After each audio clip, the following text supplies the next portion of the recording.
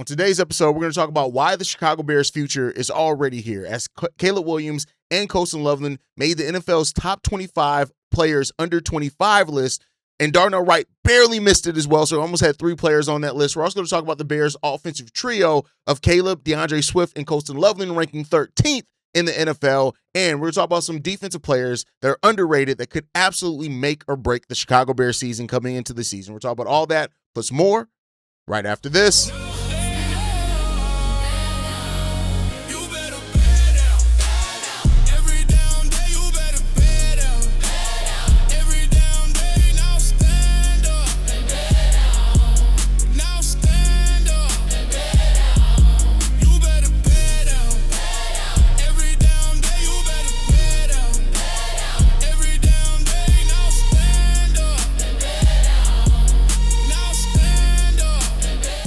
What's going on, Bears fans? Welcome to another episode of Chicago Bears Central, your number one spot for everything Chicago Bears related. I'm the host there, Haize, but more importantly, you guys can follow the channel at Chi Bears Central on every social media platform we happen to be on. With that said, let's go and get into this content for today, y'all. While a lot of the offseason has been made about why people are kind of sleep on the Chicago Bears, over the last week and a half, there's been a lot of love thrown towards the Chicago Bears in a number of ways, right? We talked about the Bears players that ranked in the top 10 of their position, right? We talked about that. We talked about Colston Loveland and the breakout that many people are expecting with him have one of the best seasons in the NFL. We talked about Caleb Williams and all the kind of love that he's starting to get as well. Well, CBS Sports ranked the top 25 NFL players that are under the age of 25, and the Chicago Bears had 2 players on that list represented, almost 3. No, Caleb Williams came in at number 7 on that list and saying this: pairing Ben Johnson with Caleb Williams did wonders for the young quarterback. The former number 1 pick broke out in 2025, helped Chicago win its first NFC title since 2018. Williams also became the first Bears quarterback since Sid Luckman to win a playoff game within his first 2 seasons. His 3,942 passing yards last season also set a franchise record. Williams finally looked like the generational quarterback he was billed as entering the league in 2024 and delivered several clutch moments throughout the 2025 campaign. Entering year 2 in Ben Johnson's system, it'll be fascinating to see how high Williams can climb among the NFL's quarterbacks. This is echoed through a lot of what we heard, right? A lot of people, even in some of the things that kind of talk about Caleb Williams' inefficiency and the completion percentage, most people at this point, when you see Caleb Williams talk about him as somebody who can legitimately be in the MVP conversation this season, right? And it's good to have that. Like Caleb Williams and what he's already done at this young age in his 2 years in the NFL, entering year 3, he's already shown. I said it on yesterday's episode where I was like, year 2 was proof that, of the potential. Year 1 was proof of the potential. Year 2 is proof that he can be a winning quarterback in this league. And year 3 needs to be about the refinement to get yourself to truly in that elite category in the quarterbacks in the NFL. And that's really what you're seeing here in regards to, like, Caleb Williams is legit. And he has so much raw talent that it's honestly ridiculous and kind of scary how much raw talent that he has, because some of the technique, some of the efficiency things just aren't there for him yet. But as he adds those things, as all veteran quarterbacks do, as the game gets a little bit more simplified for them, it's going to be special to see. So seeing him ranked on this list is really good in regards to it. I love seeing that Caleb Williams is starting to get that respect that he deserves. But like I've said many times with him, and as much as I'm a Bears fan, I'm not a blind Bears fan. He does need to tighten up certain things. And while, some Bears fans are tired of hearing about the completion percentage, that is something that if you truly are an elite quarterback in this league and a quarterback that can really win a Super Bowl, it is something that the completion percentage has to be. Typically it's the lowest is 64%, right?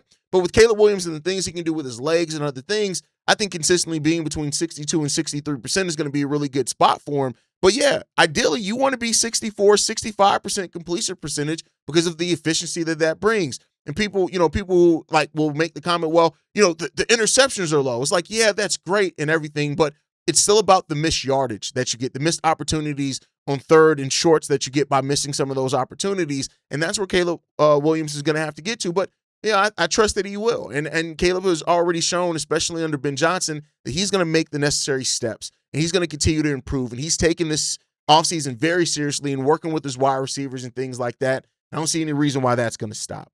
Next up, Colston Loveland came in at number 25 on this list saying this. It was a slow burn to begin Colston Loveland's rookie season, but the Bears tight end came on strong down the stretch. His 58 receptions are the most by a Bears rookie tight end in franchise history, and 47 of those catches came over his final 10 regular season games.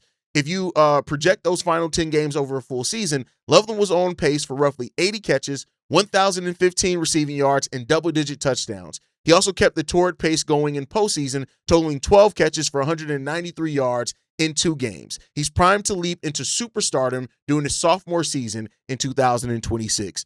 And this is what the NFL is all kind of aligned with. I think the NFL is woken up to the fact that Colston Loveland is not just somebody who you can just take lightly. He's somebody that has the potential to be the very best tight end in the game of football. I think that's it. You look at especially how he's going to be used with versatility in Ben Johnson's system, what the Bears have done to free him up to be used a little bit more in the slot, the 12 and 13-man personnel. All those things are going to get this Bears team to get to a spot where it can be very special.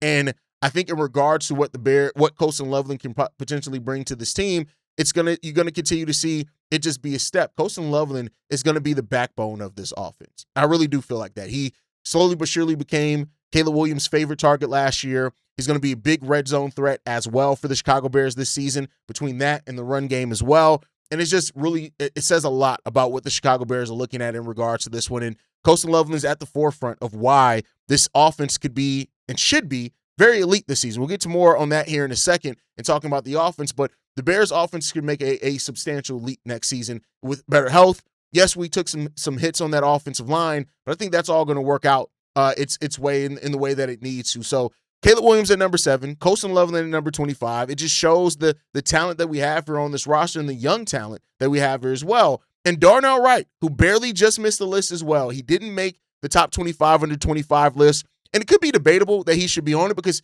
he's already one of the best tackles in the game of football. Like, that's it. He's a foundational lineman for this team. He protects the franchise quarterback and empowers the run game on top of that. And you look at the way that the Chicago Bears offense went from a weakness to a strength.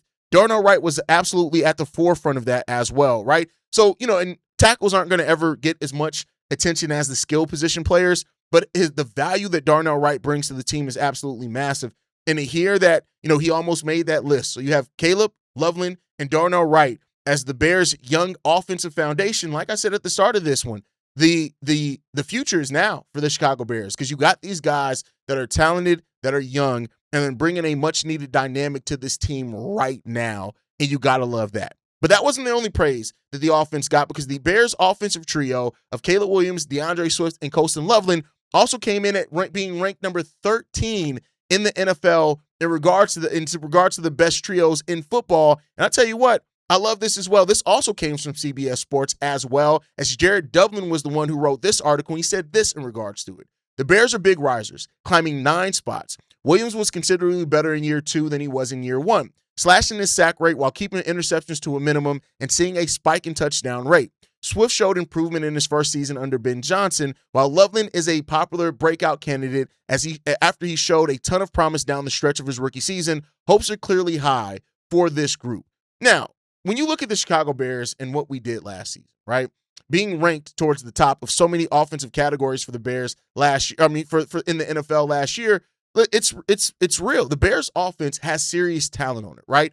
You look for Caleb Williams, he had a great season, and the fact that people are recognizing it with only a 50% completion percentage says a lot. The 31 total touchdowns between throwing, running, and also catching the football as well, which is crazy. In regards to that and breaking franchise records, yeah, Swift had a amazing, the best season of his career at 1,087 yards, 9 touchdowns, averaging 4.9 yards per carry, even with splitting those reps with Kyle Monangai, who Kyle Monangai also is going to be somebody who's going to pop up on some of these lists as well.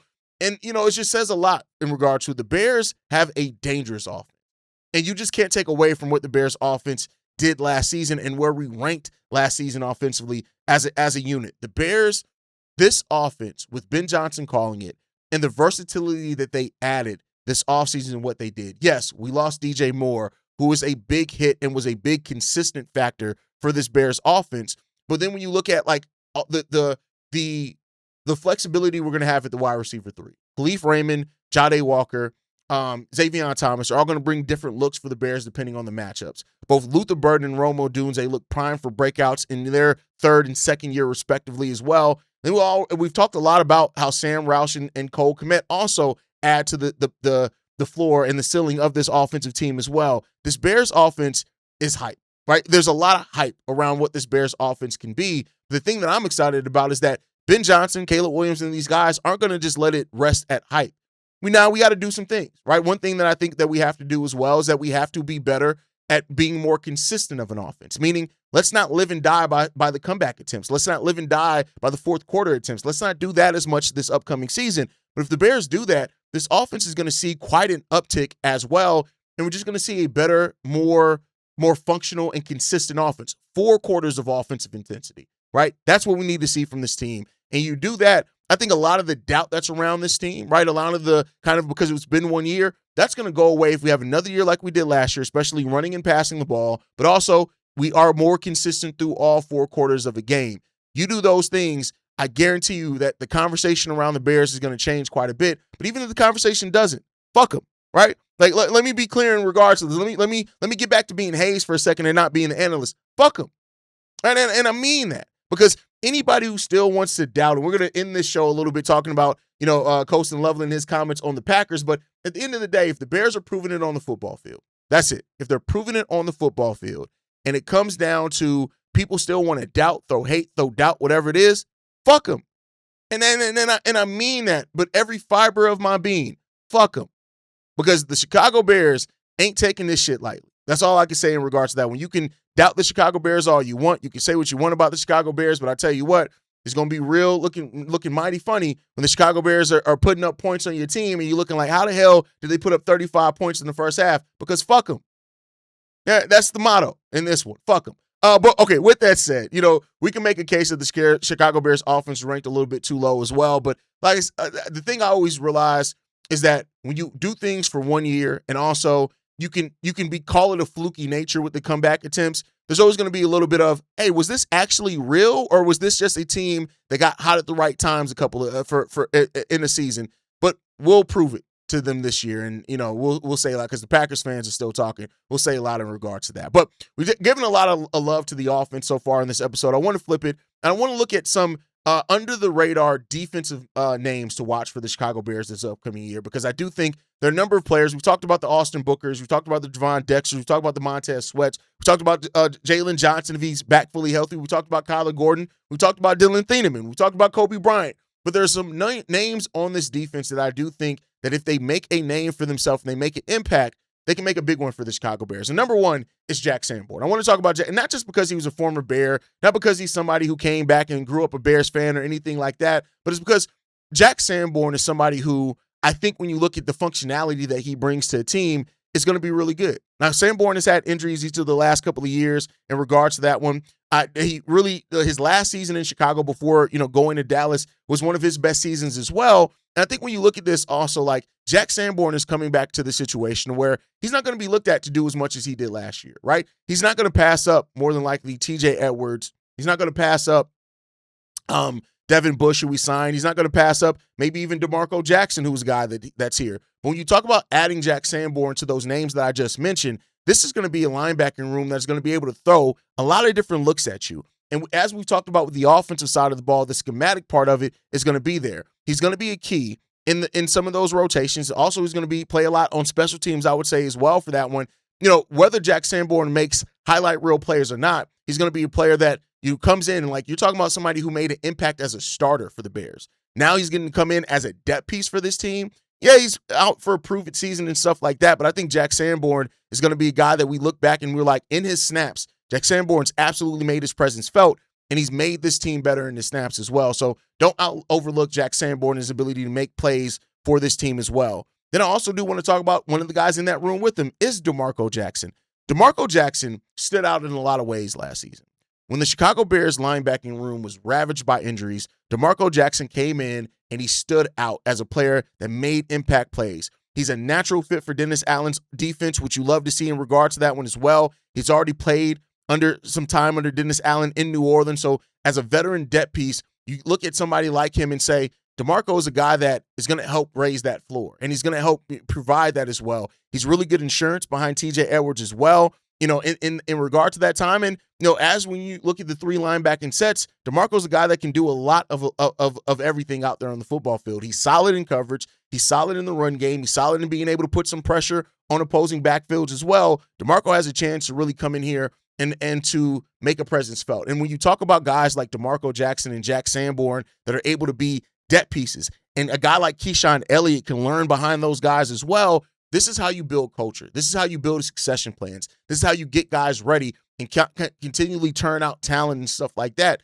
We'll see what happens in the future with TJ Edwards, right? We'll see what happens in regards to that one. Devin Bush signed a long-term deal here. He's going to be here. But this Bears linebacker room got some juice. And it got some names in it. And I didn't even mention Ruben Hippolyte in that as well. I think Ruben Hippolyte and his speed, with the Bears looking to add some speed, could also make his presence felt. So DeMarco Jackson, Jack Sanborn in that linebacking room, I think are going to both make big impacts for the Chicago Bears in different ways.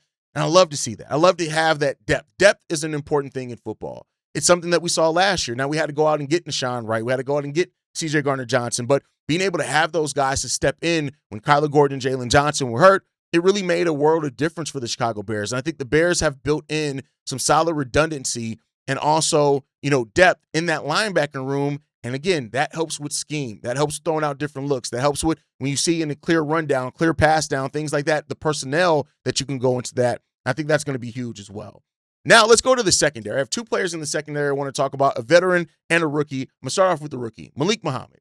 Now, a lot about Malik Muhammad has been made if he can push Tyreek Stevenson for the starter CB2 role. I'm not even saying that, right? This isn't about if he starts or comes off the bench. This is just about the fact of having a guy that was as good in cover as Malik Muhammad was in college, and you having that guy on your team and on your bench, right? So let's just say we have health from Kyler Gordon, Jalen Johnson, and Tyreek Stevenson all have really solid seasons. You still have Terrell Smith. You still have Cam Lewis, who we're going to talk about. You have Malik Muhammad, right? You have these guys and this depth at the cornerback position, which in Dennis Allen's system means so much because of how many defensive backs he likes to leave out there on the field. So because of that, Malik Muhammad is a guy that, yes, entering the rookie, if they're able to bring him along slowly and not have to force to start him, great, right? Great. Of course, he has the chance to earn the CB2 role, but even if he doesn't, Malik Muhammad is going to be a guy that, barring anything left happening, Dennis Allen's going to find ways to put this guy on the football field. And while his snaps may not be high his rookie year, watch to see how they grow over the course of the season, because this is a guy that can be in man. He can be in coverage. You can run blitz him a little bit as well, right? You're going to use him in a lot of different stunts and stuff like that as well. Malik Muhammad has a really big opportunity and chance here to add some depth to this Bears room and to be somebody to watch in training camp as well for the Chicago Bears. And then Cam Lewis, right? I just talked about him a little bit. Cam Lewis, the versatility that he brings and being able to play the safety, being able to play the nickel can absolutely be huge for the Chicago Bears team this year. A guy that has this scheme fit as well for Dennis Allen. We're already talking about Kyler Gordon dealing with a soft tissue injury. The hope is that he's going to be ready to go by the start of the season. No harm, no foul, no ifs, no buts. It's cool there, right?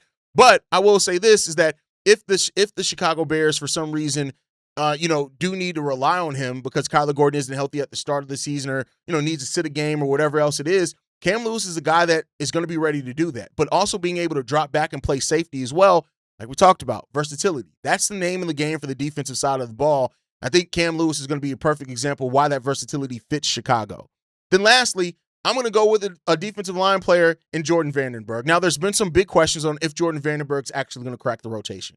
Javon Dexter, Grady Jarrett, Neville Gallimore, Kentavious Street, all these guys project to be ahead of him in that. But when you look at Jordan Vandenberg and what Dennis Allen has said he wants to add to this defense in speed, strength, and tackling ability, Vandenberg brings all of that. Now, he's a 6th-round pick, so if he doesn't play a lot as a rookie, it wouldn't be a surprise. But I would say this, Jordan Vandenberg very well could be the reason why we do feel comfortable cutting Grady Jarrett next year in his contract if he shows enough flashes in this season. Vandenberg is a monster. Vandenberg has tons of potential. And I think that, if Vandenberg does crack the rotation this year, you're going to be able to see somebody who's going to be a really disruptive force to opposing offensive lines. And that's exactly what you want to see from a 6th-round rookie. And let's see what happens in regards to that. So those are my players to watch out under the radar, defensive players for the Chicago Bears I think are going to make a big impact for the team. Let me know what you guys think on that part down below. But before we get out of here, I want to talk about Colston Loveland and his quote about the Packers in regards to it. He says this, as far as like in the building, What are you going to do to beat Ohio State? Every day, that's how it is with the Bears. There was this, that's where it was in Michigan. Every TV, everything. Everyone's only talking about the Packers. You can't go a day without talking about them. Now, here's the thing. Packers fans are going to take this and saying, see, we live rent-free in Chicago Bears fans' mind. And no, it's not that. It's fuck y'all. That's really what it is. When it comes down to it, it's fuck the Packers. It's FGB every single day of the week. And I'm glad that we have players on this team that understand the rivalry with that. And we understand the importance of that. People understand on this team between Luther Burden choking somebody, the cheese grater. People understand the importance of this rivalry between the Bears and the Packers. And for their credit, it hasn't really been a rivalry for years. But the tides are turning on that one. So I wanted to end this show with a little bit of pettiness to make sure that everybody remembers FGB, fuck the Green Bay Packers. With that said, make sure you guys sign off in the comment section down below on all the topics that I want to hear your feelings on that one down below. Make sure you guys like the video, subscribe to the channel, hit that notification bell so you never miss an episode or an upload. You can follow us at Shy Bear Central on every social media platform. You can send us any feedback, questions, comments, concerns. ChicagoBearCentral@gmail.com. And lastly, if you want to leave a text message and our voicemail for the mailbag, the number to do so, 773-242-9336. We are the #1 spot for everything Chicago Bears related, but that is thanks to you, lovely and beautiful people. And like I like to end every episode on, Chi-Town up, but Bear down. Love you guys. Peace, y'all. This has been a presentation of the Break Media.